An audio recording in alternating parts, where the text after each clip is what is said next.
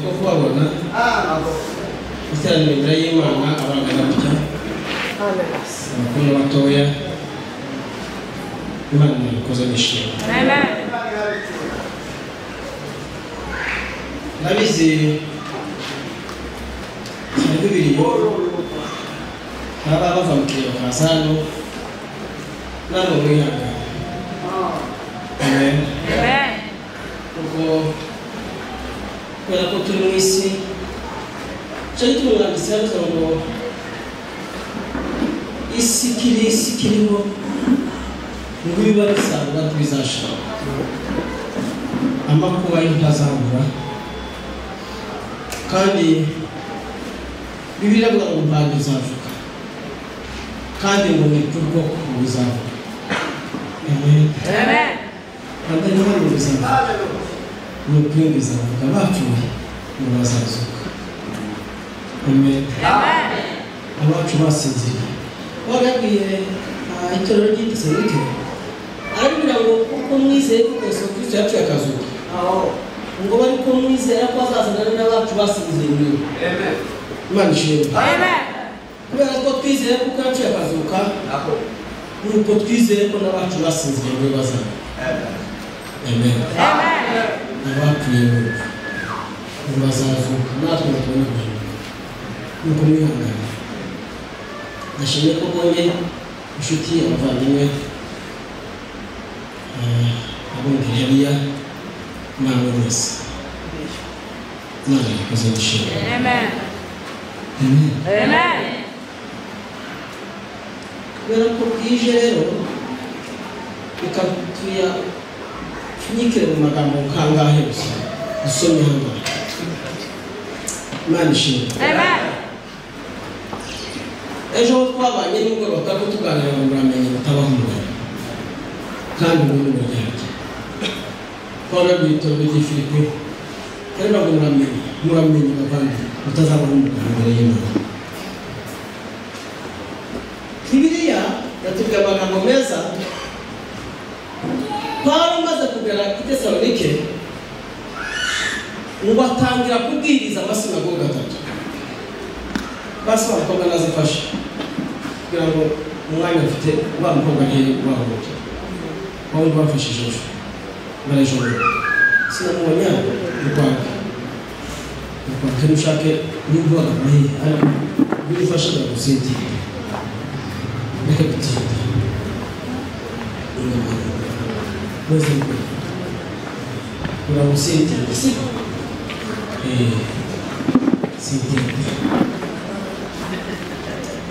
Amen. Amen.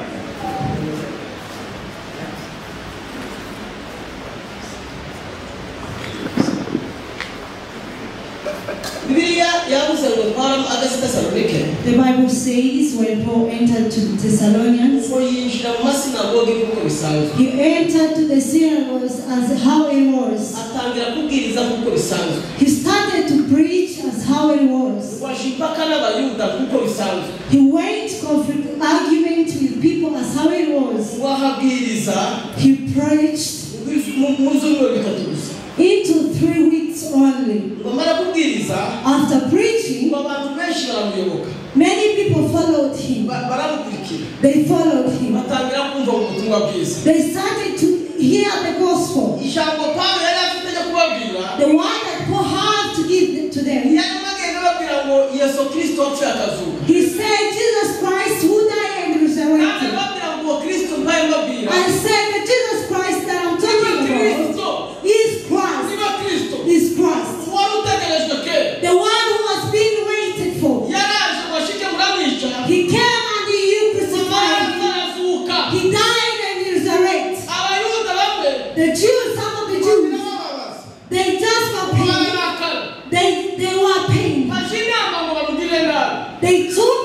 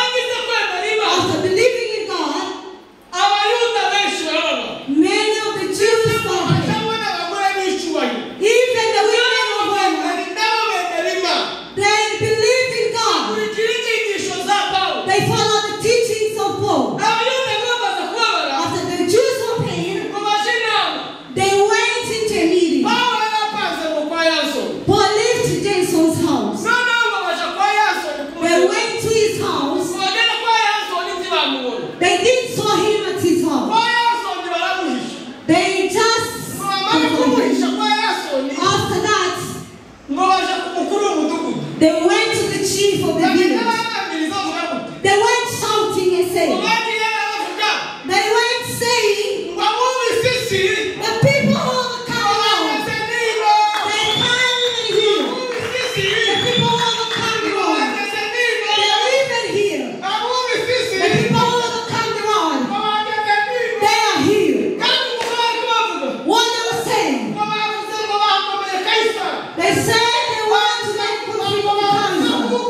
They know because there is another king who came. And the Jews, they were shaking with fear. They are talking with each other. Who is another king that is coming? Who is another king? They went aside.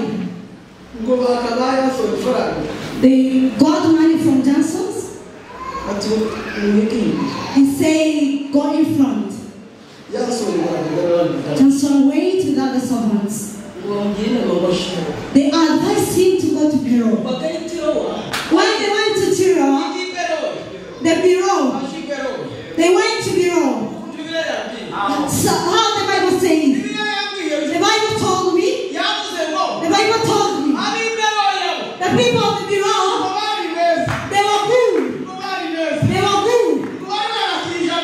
They had received the word of God. They did have the Jews. They did have the hypocrisy. And then they went into the scriptures. They said, let us see these things if they are true.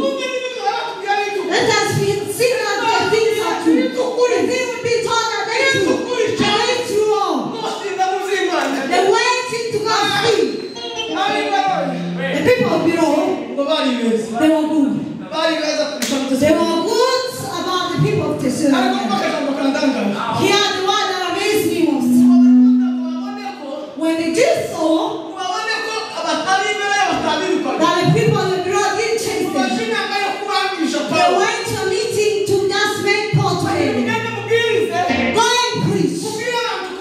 Tell people that they should hate him. They should not listen to him and hate him. They told the people to hate the word of God. Even today, there are people who hate the word of God. The people of nowadays, the hypocrisy of the church today. They're the people that don't like the things of God. Even when the people speak about God, they say those people. They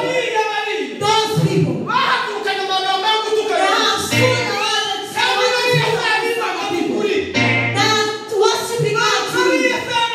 They're not of God. And then they have the hypocrisy. And they want the people also to pretend.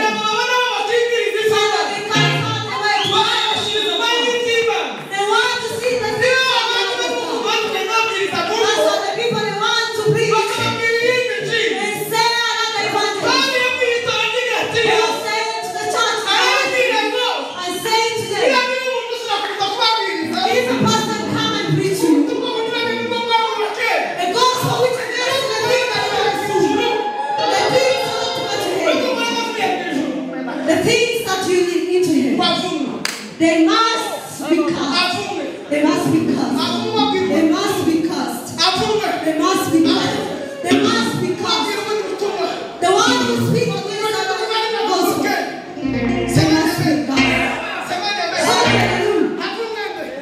Hallelujah. Who is to be cast? Who is to be cast?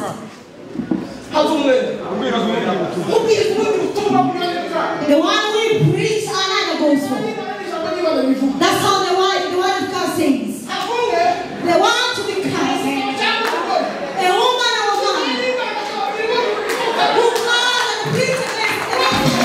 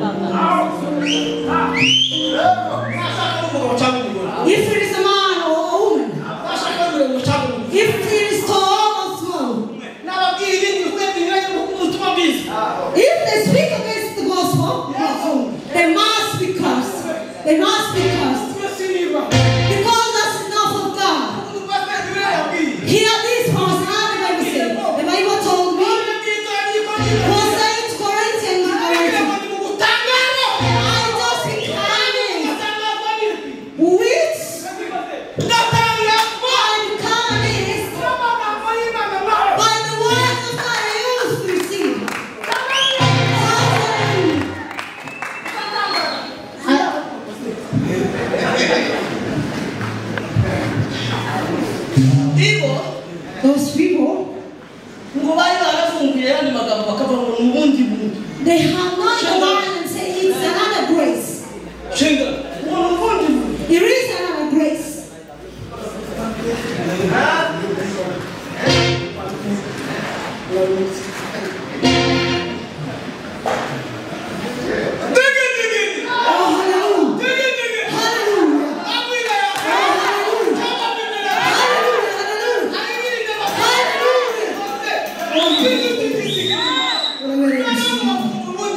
They spoke another gospel.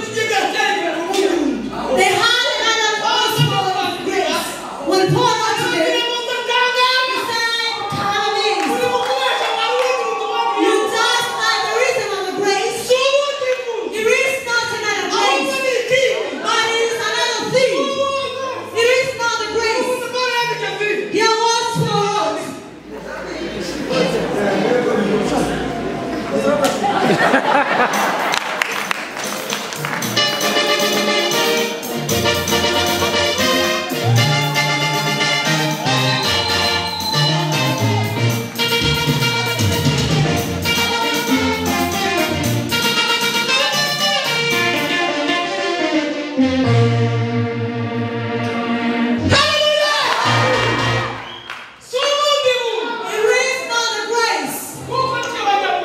Because we are the grace.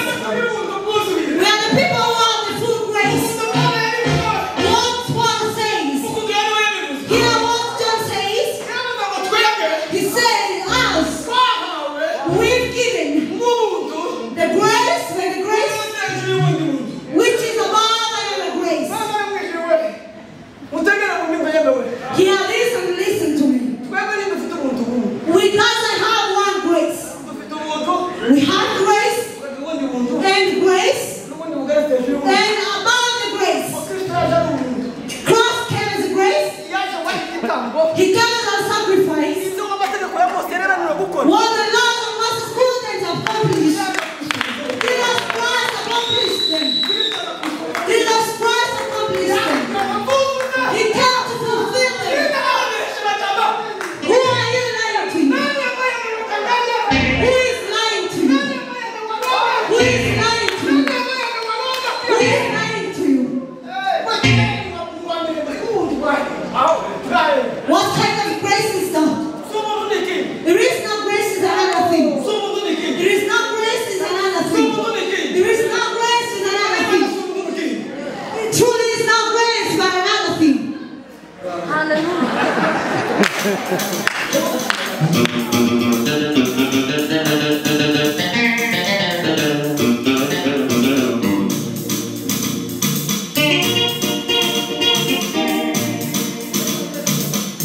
Let me tell you this one.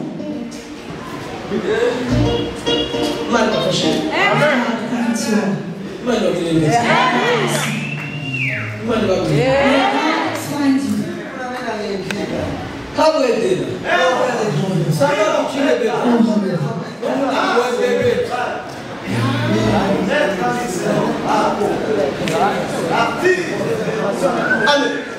you.